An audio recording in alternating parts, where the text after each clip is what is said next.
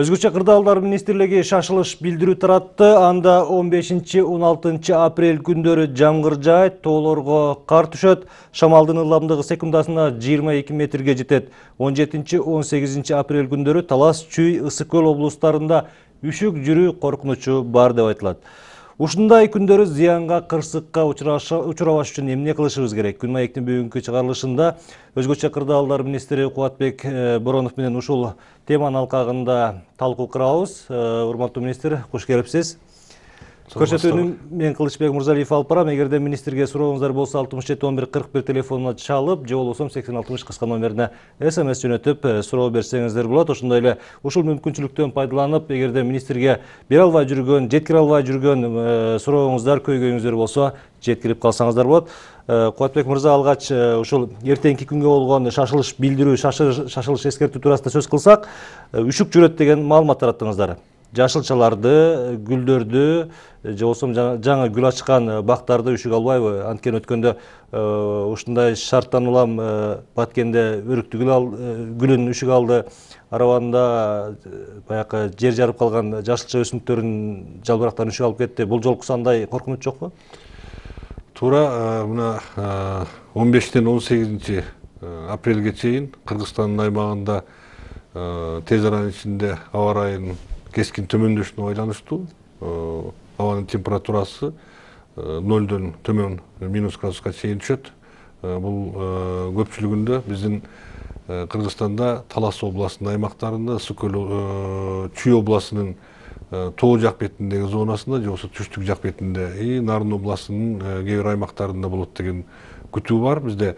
Сиз айткандай эле, чындыгында эгерде ошондой үшүк жүрө турган болсо, кайсыл аймакта гүлдөп калган же болбосо ошол маалга жетип калган жанагы жашылча же болбосо бадал өсүмдүктөр болсо үшүк алышы мүмкүн. Эми Кыргызда мен учурдан пайдаланып айтып коеюн, илгертен келаткан атайын методдор бар. Ошондой тез аранын ичинде жаз мезгилинде баягы аба ырайы төмөндөп кетсе, ошондо кантип үшүктөн сактоо боюнча. Мисалы үчүн кече күнү мурунку үшүк жүргөндө Баткенде өрүктүн 70% үшүк алды деп атат да. Илгери биз билебиз да, бала кезде ушундай температура төмөндөгөндө ар бир бадалдын түбүнө жана түтөткө коюп койчу. Ошол дагы абанын температурасын жогорулап турат экен дагы, үшүктөн кандайдыр бир бардыгы болсо да көпчүлүгү мындай сактап калганга шарт түзөт да. Ушундай ыкмаларды колдонсок болот да. Аны эл билет. Ушундай эле ыкма жанакы жашылча жемиштерге деле колдонуп жүргөн болчу. Сөзсүз да. Баягы жаз келип калды, кышында колдонулбай калган самандар, чөптөр бар, үстүнө жая койсо кайра чогулткан жеңил эле болуш керек. Бирок ошол эле убакта жашылча жемиштерди үшүктөн сактап калабыз. Эң жаманы, кечирип коюп сөзүңүздү бөлүп атам. Эң жаманы биз ошол берген жанагы маалыматка кайдыгер мамиле жасообуздан чыгып атат да. Эл күткөн эмес болуп калат. Эл ага көңүл бурбайт, жакшы же болбосо илгерки заманда эле ишенбейт да. Эми чындыгында күн жылытып калды. Күндүзү 28 градуска чейин ысып туруп эле эртеси күнү үшүк жүрөт дегенде бардыгы эле мындай шекшүү менен кабыл алат да. Анткени бул чындык. Буга чейин баягы аба ырайын билдирген органга, агенттикке түрдүү пикирлер айтылып келатат да. Кыргызстанда аба ырайы кандай болот экен десе, жаашы мүмкүн, жаабашы мүмкүн деген сөздөр айтылып келатат. Бирок акыркы убактарда сиздердин маалыматыңыздар так чыга баштады да. Бул багытта жаңы технология колдонула баштадыбы же жаңы аппаратуралар колдонула баштадыбы? Негизинен айтсам, мына азыркы 2 жылдан бери бүткүл дүйнөлүк банктын жардамы менен биз азыр 6 миллион долларга ушундай проектибиз иштеп жатат, бирок аягына чыга элек. Бир жагынан айтканда, чындыгында бир топ технологияны жаңыртууга жетиштик, анан экинчиден иштесе болот экен да. Кадрлар бурунга караганда иштей баштады десем болот да. Азыр так маалымат бергенге, ошону аракетин жасап иштегенге жетишип калдык. Бул негизги маселе кадрдан.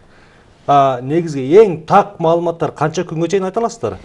Эң так маалымат 3 күнгө чейин айтылат. 3 күнгө чейин. Андан кийин бизде азыр аба ырайын билесиңер да, кескин түрдө өзгөрүп атпайбы? Мына келаткан циклонду карап отурсаң, мына эртең бизде жамгыр жаайт десең, мүмкүн шамал башка жагынан айдап, жана булуттарды, циклонду башка жакка айдап кетиши мүмкүн. Ушундай маселелер көп чыгат да.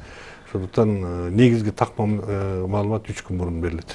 Ушул жаздын келиши менен апрель айында күн ысык болуп атат, 28 градуска чейин жетип, ошонун кесепетинен баягы карлар тез эрий баштады, көпчүлүк жерлерди суу каптай баштады да. Ушундай көрүнүштү өткөн жумада Ош облусунун Кара Суу районунда байкадык, Ош шаарынын өзүндө болду. баягы инфраструктураларга зыянын келтирди, талас да болду. Ушул эмнеден келип чыгып атат ушундай нерселер? Алдын алуу иштери жүргөн жокпу?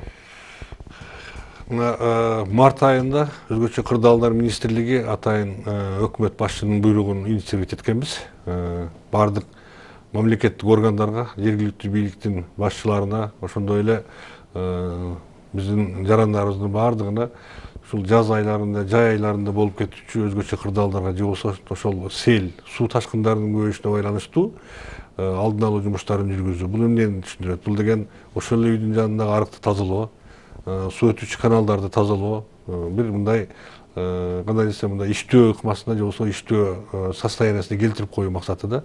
Бул илгертен Союз убагынан келип жасалып жүргөн ишти. Азыркы мезгилде бизде бирдеме жасасаң эле жаңы нерседей көрөт да. Бул деген бул ишемиликтер өтүп турчу. Өзүңөр деле билсеңер керек. Мектептерге барып арыктарды тазалачубуз. Арыктарды чыгарып алып тазалап, жаз мезгилинде түшкө чейин иштеп, түштөн кийин майрамдап, окуучулар ошол жакшынакай иштери жасап келчү. Айыл жерлеринде тургундар чыгып иштечү. Ошону мына биз азыр быйыл айла жоктон буйрук катары киргизип чыгардык. Мына март айында чыккан буйрук. Азыр биз ошол жерлерде ушул иштин аткарылышы боюнча азыр контролдоо иштерин жүргүзүп жатабыз. Мен ойлойм, бир топ алдын алууга шарт түзөт да. Анан кийин көп суроо туулат. Ушунда эмне үчүн алдын алып койбойт, эмне үчүн өзгөчө кырдаалдар министрлиги ушуну билип туруп жасап койбойт депчи. Мен быйылкы жаңы мен силерге данныйды айтайын. Буга чейин биз Кыргызстандын биздин республиканын аймагында 14 миңге жакын кооптуу участок бар деп эсептеп келсек, быйылкы жылкы жаңы департамент мониторингдин жаңы данныйына салыштырмалуу мен бир жума мурун алдым, 16 миңге чыгып атат. Бул 2 миңге дагы көбөйүп атат да. Жылдан жылга бул өзгөрүп турат. Же көбөйөт, же мүмкүн кичине азайышы мүмкүн ушундай. Анан ошончо участокто бир заматта жумуш жасап коюш деген бул мамлекеттин дагы деңгээлинде чечүү кыйын да. Анан эң керектүү деген жерге жасалат. Ошондо дагы биз азыр айтабыз, эң керектүүлөрдүн биз 50%-ын жасаганга мүмкүнчүлүгүбүз бар. Биринчиден техникалык жактан, экинчиден каражат жагынан ошого жетишип калсак биз чоң иш аткарган болобуз да. 50%-дан сөзсүз түрдө жанагындай ушундай кырсыктар катталат. Анын үчүн эл жапа турмак, бардык мамлекеттик органдар жапа турмак иш жүргүзүш керек да. Ошондо бир топ алдын алууга жетишсек болот. Ушул коркунучтуу жайлар деп эмнелерди айтабыз? Кандай коркунуч туудурат алар? Коркунуч бул ошол эле сел жүрчү жерлер. Кыргызстандын аймагында 3 миңден ашык сел суулары жүрчү жайлар бар. 2 миңден ашык жазда активдешип кете турган, жер көчкүсү жүрө турган жерлер бар. Андан сырткары таш кулай турган жерлер бар, кар көчкү жүрө турган жерлер бар. Жер алдынан суунун кыртышында, жердин кыртышынан суунун деңгээлинин көтөрүлүп кетиши мүмкүн болгон. Кыргызстанда тез-тез кездешүүчү бир 20га жакын ушундай өзгөчө кырдаал бар, жаратылыш кырсыктары. Ошолордун кайталанышы же болбосо болуп кетүү мүмкүнчүлүгү бар участоктарды ошол биз баягы кооптуу участок деп айтылат. Бул суунун жээгинен чыгып кетүү, ташкындап кетсе баягы мүмкүн болгон жерлер бар. Иши кылса жанагы жаратылыш кырсыктары. Бул жерге андан сырткары техногендик кырсыктар кирет. Bunun жарымынан көбү негизинен техногендик кырсыктар. Бул жанагы бизде производстводо колдонуп жүргөн ядовитый химиялык веществолор деп коет, СДЯВ деп коет. Сильнодействующие ядовитые вещества деп. Ошолорду колдонгон технологиялар дагы бизде ошондой опасный участоктор кирет деген бизде жанагы каттоодо турат да. Ушул сөзүңүздү улай эле кара суу менен Ошто суу каптаганда зыяны кандай болду? Ал жерде эң эле чоң зыян негизинен мындай өтө көп деле зыянга учураган жок. Бир 20га жакын ондон ашык үйлөр. Анан кийин анын ичинде көп кабаттуу үйлөрдүн подвалдарына суу кирген. Андан сырткары 2 шаардагы поликлиниканын подвалдарына суу кирген. Бир поликлиниканын подвалында баягы архив бар экен. Архивдин жарымынан көбү жок болуп кетти. Жанагы сууга чыланып калыптыр. Жетишпей калыптыр чыкканга. Экинчи дагы бир складында ошол жерде медикаменттер бар экен. Алардын да медикаменттин көп эмес, жарымына жакын ошондой сууга чыланып калган да. Негизинен башка өтө деле мындай өтө чоң коркунучтуу мындай неме зыян болгон жок да. Куатбек мырза, мындай адис катары айтсаңыз, салыштырып туруп, бизде ушул өзгөчө кырдаалдардын алдын алуу менен көп иш жүрүп атабы же кесепетин менен күрөшүү көп багытты, көп ишти талап кылып, көп чыгымды талап кылып атабы? Мен мына 15-жылга биз өзүбүзгө максат кылып жыл сайын пландоо иштерин жүргүзгөндө быйыл министрликке мындай бир тапшырма бердим.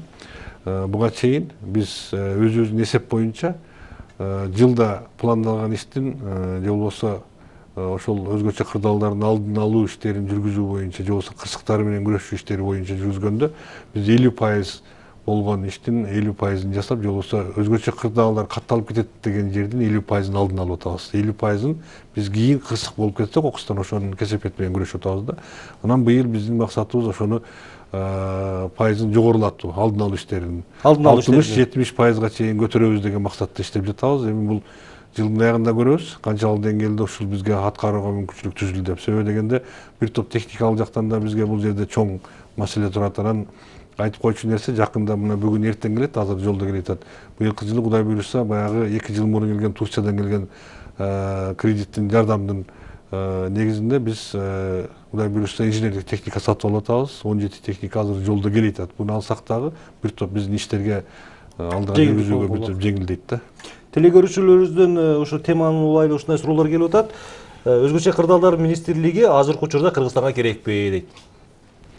Анткени зыянга учураган учурлар көп болуп атат. Биз мындай байкаган караганда өзүңүз деле айтып кеттиңиз, кесепет менен көп күрөшүп атабыз да.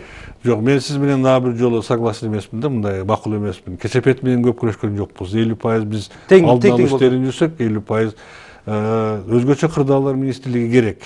Биринчиден айтып коеюн, мына жасап жаткан жумуштар, көрсөтүп жаткан жардам, адамдын өмүрүн сактоо, бир эле адамдын өмүрүн сактоо, ошол өзгөчө кырдаалдарга жумшалган же болбосо ошонун кызматкерлерине жумшалган акчаны актап коет десек болот. Адамдын өмүрүнөн артык бизде эч нерсе жок да. Мен силерге айтып коеюн, мына былтыр биз Кыргызстанда жаңы бир кызмат түздүк да. Өрттөн сактоо жана куткаруу кызматы деп 2 кызматты бириктирүү жолу менен атайын жана авто жолдордо, биздеги чоң жолдорго 21 жерге ушундай кызмат ачтык.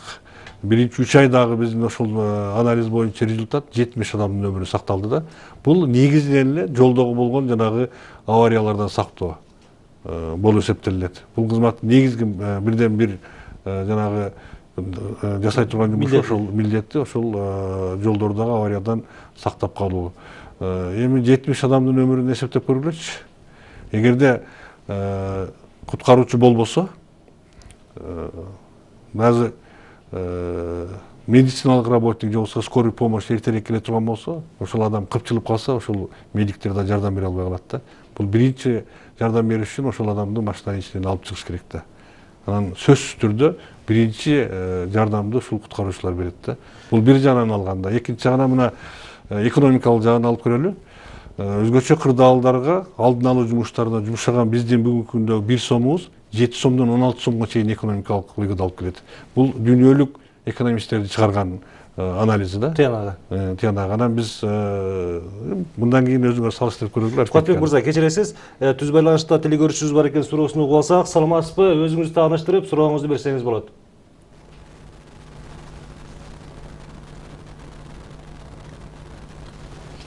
Угутабыз, сурооңузду берсеңиз болот.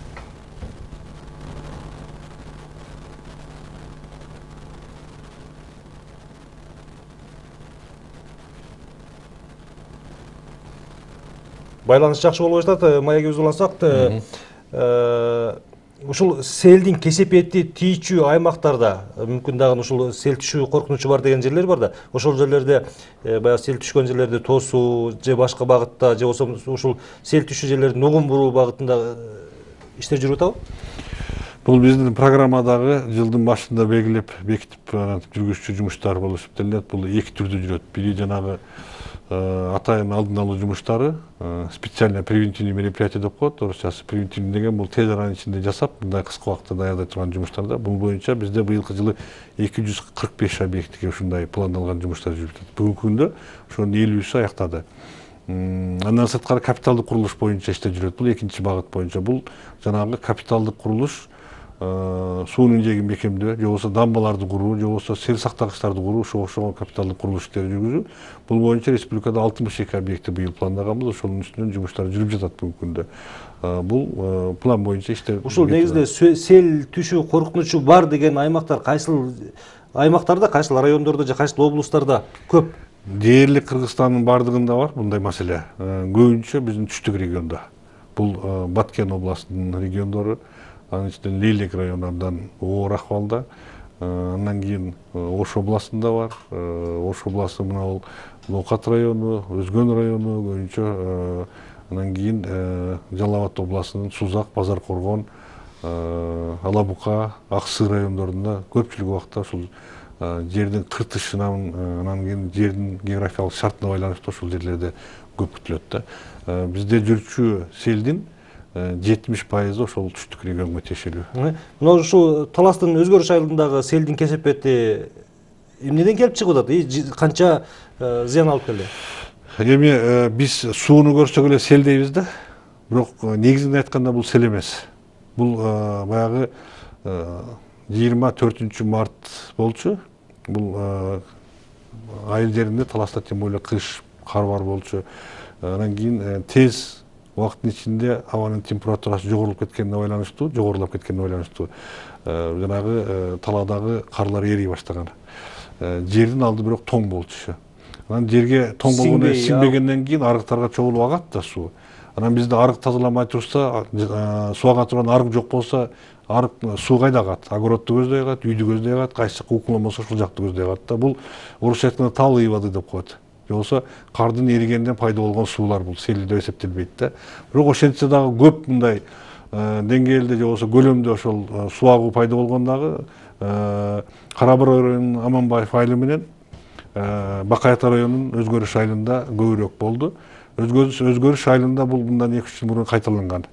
Ошол убакта мен өзүм барганмын.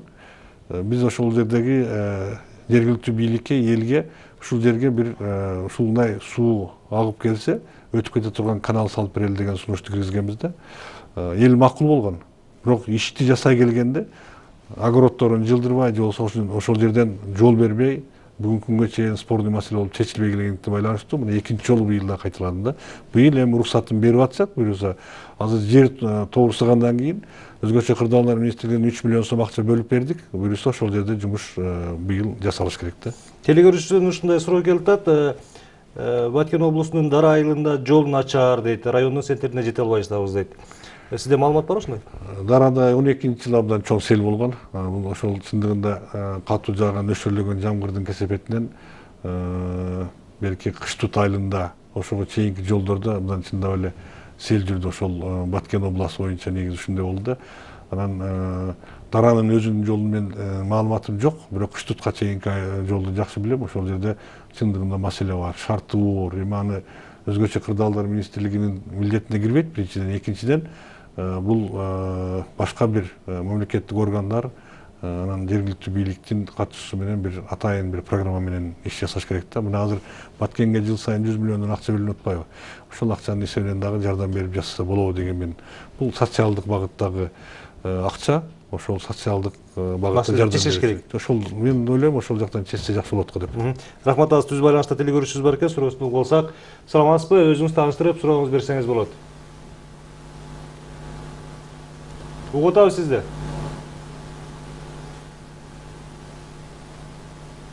Саламатсызбы? Бизде негедир телефондук байланыш жакшы болбой жатат. Баткен шаарында азыркы мезгилде гүлдөп турат. Эртең боло турган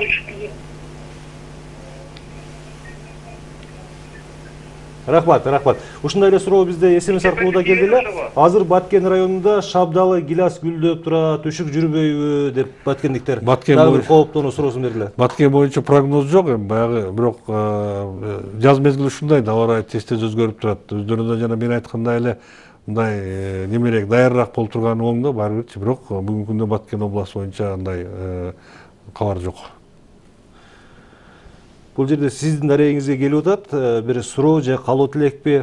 Боронов МЧС министрлеринин эң жөнөкөй жана иштирманы, бирок командасын начар дейт.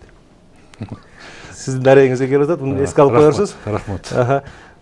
Негизинен эле ошол жаратылыш кырсыктарын алдын алуу, ошол багытта иштөө, бир гана өзгөчө кырдаалдар министрлигине жүктөп койсок деле туура эмес болуп калса керек.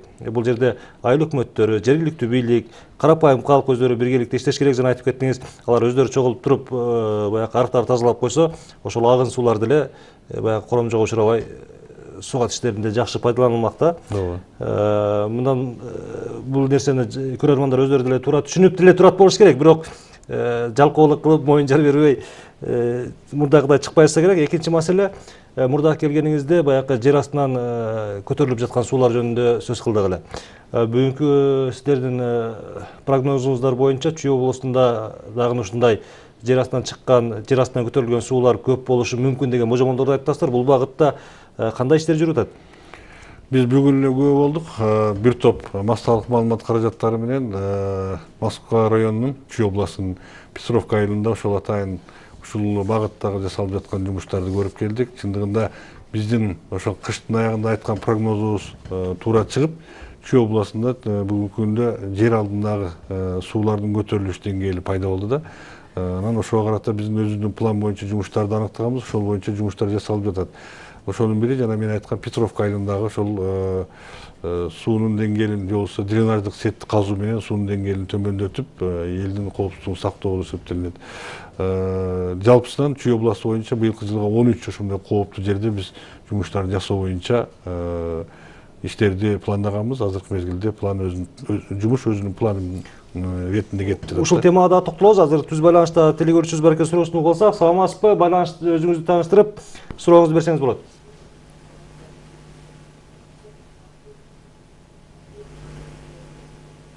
Мен Алай районунан Бакуев Базарбай. Сурооңузду айта бериңиз, угуп атабыз. Корул айыл өкмөтүнөн чалып атам. Угуп атабыз. Корул айыл өкмөтүнөн баягы 5-6 үйдө таш булай турган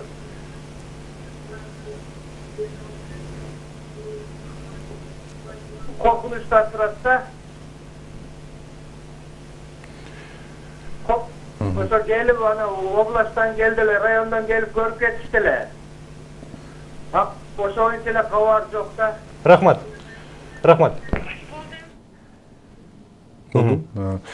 Корулдагы Алай районунда, Корул айылындагы бул таш кулоо коркунучу боюнча былтыр да бизге кайрылышкан бул аксакалдар. Эми биздин адистер өздөрү айткандай барып, ал жерден изилдөө иштерин жүргүзүп келишти. Азыркы мезгилде бул байкоого коюлган. Быйылкы жылдагы биз азыр карайбыз, канчалык деңгээлде ошол коркунуч болуп жатат, же болбосо мүмкүн коркунуч болбой калды деген маселе бар да. Кээ бир ушундай участоктарда действительно биз баягы байкоого коюп, ошол кийинки мезгилде кандай өзүнүн мындай алып баруу жолун жагын карайбыз да. Ошондуктан бул Корулдагы маселе ошол байкоодо турат.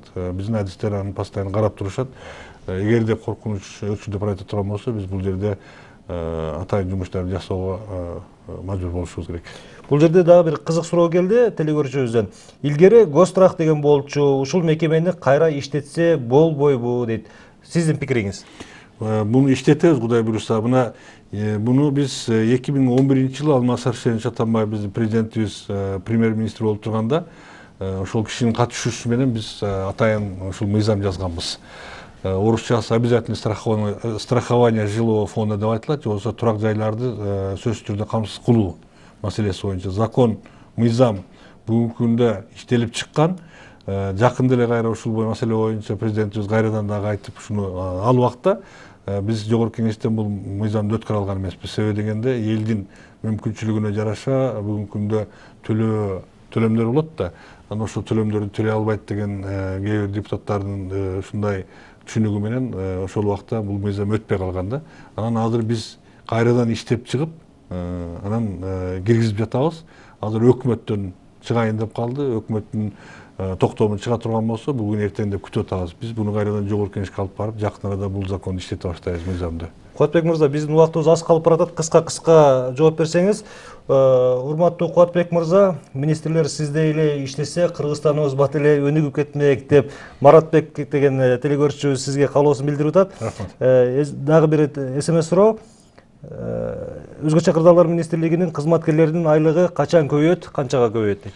Көбөйдү. Кудай буюрса, мына акыркы айлыктарды техникалык кызматкерлердин айлыгын 2,5 эсеге мына май айынан баштап ала башташат. Мына булай бир кийинки айдан. Ага чейин мына былтыркы жылдын жарымынан баштап мамлекеттик кызматкерлер ала баштады жаңы айлыктарды.